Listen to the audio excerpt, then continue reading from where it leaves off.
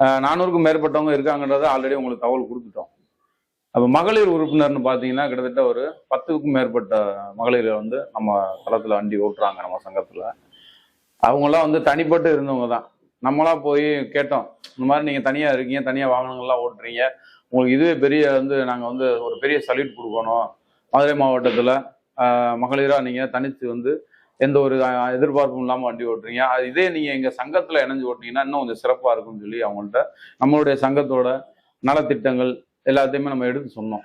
அப்போ சொல்லும் போது அவங்க பரவாயில்ல அப்படின்னு சொல்லிட்டு முதல் தடவையாக முதல் மகளிர் உறுப்பினர்னு யாருன்னு பார்த்தீங்கன்னா நம்ம சங்கத்தில் வந்து சிவதாரணின்னு ஒரு பொண்ணு இருக்காங்க. அவங்க தான் முதல் தடவை நம்ம சங்கத்தில் இணைஞ்சாங்க. அதுக்கடுத்து பார்த்தீங்கன்னா வரிசையாக அவங்க வந்ததுக்கப்புறம் அடுத்து வர ஆரம்பித்தாங்க.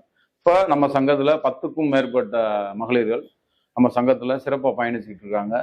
அவங்களுக்கு வந்து எத்தனை சகோதரர்கள் அப்படின்றத விட எங்கள் சங்கத்தில் அவங்களுக்குன்னு எடுத்துக்கிட்டோம்னா 400 சகோதரர்கள் அவங்களுக்கு நாங்கள் இருக்கோம். எங்களை அப்படி தான் அவங்க பார்த்துட்டு இருக்காங்க. நாங்களும் எங்கள் கூட பிறந்த தங்கச்சியாக தான் நாங்கள் பார்த்துக்கிட்டு இருக்கோம்.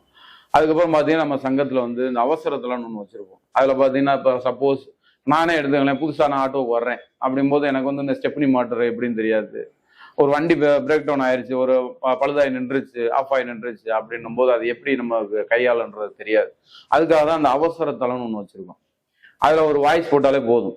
400க்கும் மேற்பட்டவங்க இருக்கனால ஒன்று நிர்வாகி அந்த ஸ்பாட்டுக்கு போயிடுவாங்க, அப்படி இல்லையா உறுப்பினர் முன்னாடியே போயிடுவாங்க. இப்படி தான் நம்ம சங்கத்தை வந்து கொண்டு போயிட்டு இருக்கோம். அந்த அவசர தளம்ன்றது ரொம்ப ரொம்ப முக்கியமானது இன்னைக்குள்ள காலகட்டத்துக்கு. ஒரு சின்ன பிரச்சனைனாலும் அதில் பதிவு பண்ணுறோம்.